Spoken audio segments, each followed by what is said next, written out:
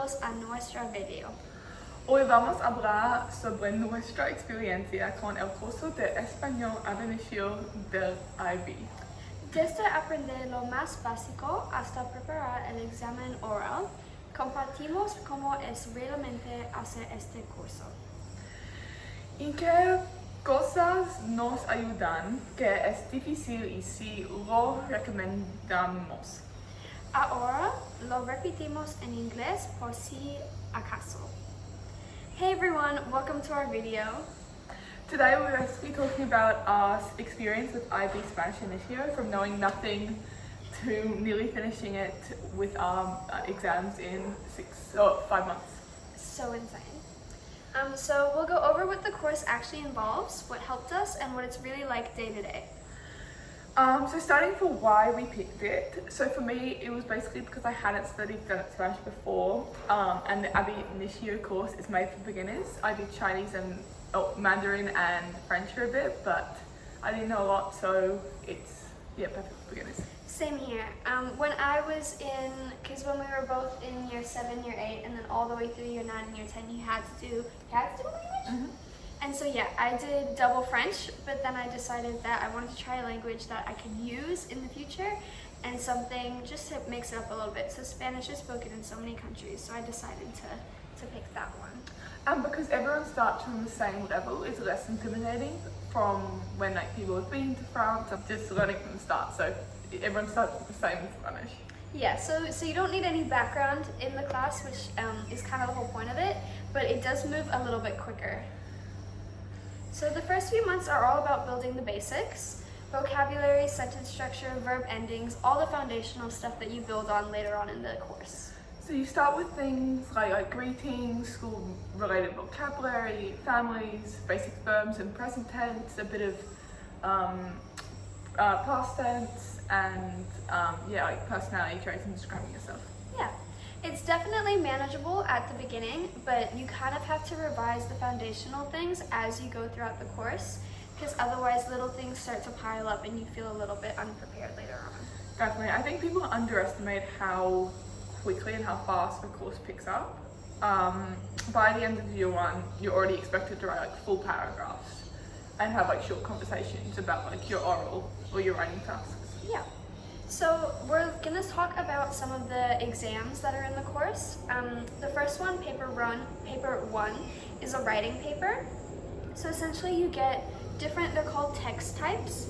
For example, diary entries, blogs, or informational emails. So you get a choice of the tasks, and it's usually around 100 and 150 words, and you have to write 2. So say you have a prompt and you get to pick between 3 text types. You have to memorize what the format of those text types, and then you pick the best one, and then you write around 100 words. Mm-hmm. And you have to do that twice. The second is more formal and a bit harder than the first. Mm-hmm. So yeah, the main challenge is saying enough to show the range of grammar that you know, but you also have to stay within the word limit. So a lot of students kind of tend to try and fit in as much as they can, but it's kind of hard with the condensed kind of word limit. So a lot of people start relying on sentence starters such as normalmente or el fin de semana pasado for certain different situations that kind of help to build on that.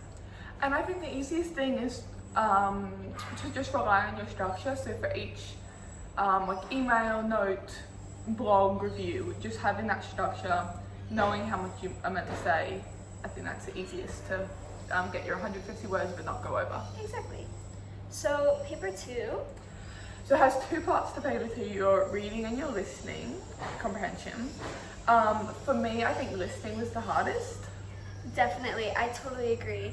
Especially when you're new to Spanish speaking, especially in a natural kind of way, it sounds so fast. But with practice and hearing it more and more, it gets more manageable to understand for sure. Yeah, we just use a lot of practice audios, but things like Spanish YouTube, setting your phone into Spanish, Netflix, Spanish soap operas with subtitles, just let you, and as well as music, let you just get how it sounds. Exactly, just hearing things and being around it. But for reading, it's all about picking out meaning from context. Our teacher says, and I think a lot of advice that goes around is that you don't need to know every single word in the text, just enough to get the idea and what the general kind of meaning of the text is and understand the question and answer it. Yeah, so for me, I think reading is the easiest because it's usually multiple choice, fill in the blank or short answer, so it's kind of already there for you, and A little all bit you more need, prompted. yeah, you just need to find what you're looking for. Yeah, so then also within the Spanish course, we have the internal assessment, or for the Spanish like languages, it's called the individual oral. It's a spoken task, so basically you get a photo. Some people, I don't know if some people do it differently in different languages and things, but the way that our personal teachers practice it is she picks out 3 photos per person, and so you get the 3 photos and you have to pick one. That's just what we're doing at like practice level. Yeah, and you don't get the photo in advance, you get it on the day, and it's related to all the different themes in the course, like daily routines, not daily routines, it's like identities, experiences, human interactions, the climate, Yeah, that one, and yeah. and the last one, it's like technology media. Technology, yeah. Yeah, it's not called that, but yeah. There's a lot of different little themes and things that you can link the photo to, like Claude's just mentioned. So you get 15 minutes to prepare once you see the photo, and then you speak about it for about a minute or 2. So that section is really just describing it, trying to link it to, you have to link it to Spanish culture and things like that, and then you have to answer questions about it. Yeah. So my biggest advice is to practice describing photos out loud, like even random ones online. My teacher, Miss Jervis, she'll just search up like daily routine in Argentina, and then like a photo will pop up and she'll pick that, or like hiking in the like national parks somewhere in Costa Rica. Just photos that help you get a good gauge on describing a bunch of different things, I think. Another thing is like what he said, it's also really hard sometimes to link it to the Spanish culture, so to know lots of vocab about that, even if it's not explicit. So like if you saw a mountain range, you could just say like in typical Spanish, like I don't know where a mountain range is, but like in Venezuela there are lots of mountains, so I think it's in a Spanish speaking country because and Spanish people love to spend time outdoors, and so you just relate it to try to connect it to, I think one thing that really helped to practice for this assessment task was we had a lesson on the different, you know, if a photo looks rural, it's probably here. If a photo's got a beach in it, like it's coastal, it's probably here. And I think just committing those to memory helps a bit. I have not committed all of those to memory, but it does help. And yeah. Also, just something, because I've been doing the Strive 45, which is a tutoring company, Spanish courses, just 3 hours a day, which is a lot. But what she said, which also is interesting, is that you should pick one country, and then like, or maybe 1 or 2, and then you know like your favorite food, and you have all the vocab from one country. So I'm doing Costa Rica, and I know I'm doing like gallo pinto for the food, and then you've got the national park, and you just then you don't have to remember like a million different countries. That's actually really good. I didn't even know that. And yeah, just having things also in the past tense is really good because you want to incorporate that as much as you can. Oh yeah, so the 5 main themes which we were talking about are identities, experiences, human ingenuity, social organizations, and sharing the planet.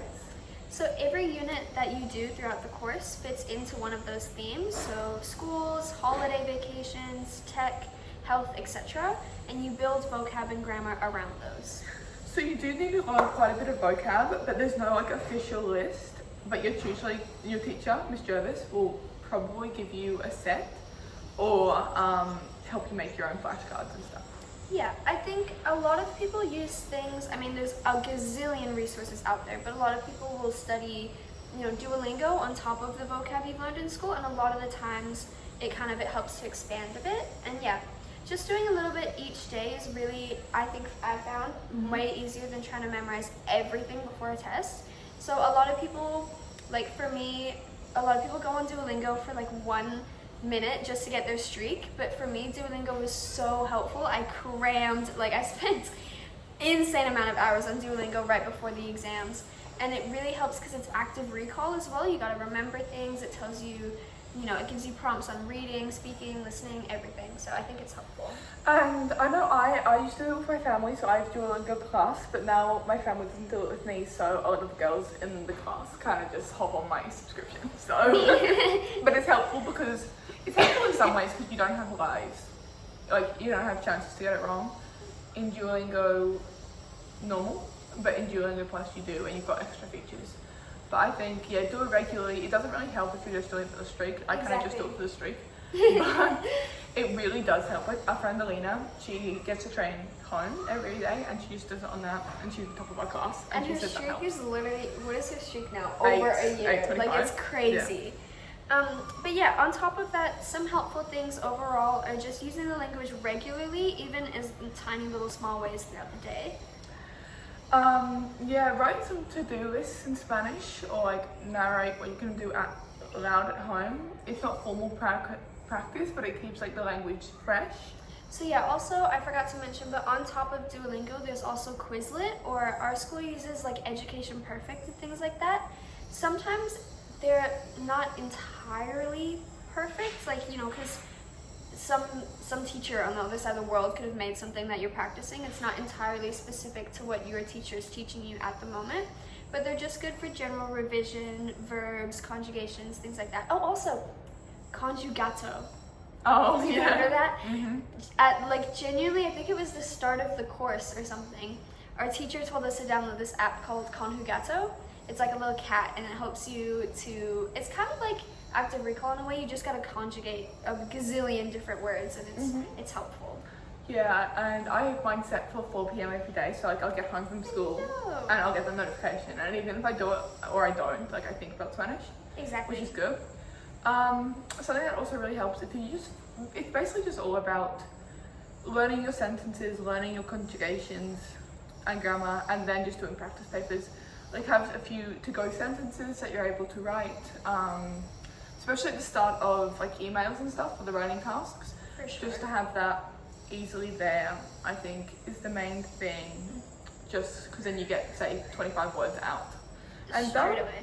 don't also think about the word limit on those, because I think you just tend to write 150 even if you don't think you are. Like it just always kind of ends up like that. I just remembered another thing too, which this is so silly, but at the start of year 11, whenever we had practice writing papers, I never ever made a plan beforehand. I kind of just like, whatever came into my mind, I wrote it down. I was like, plans are for English papers, you don't do it for Spanish.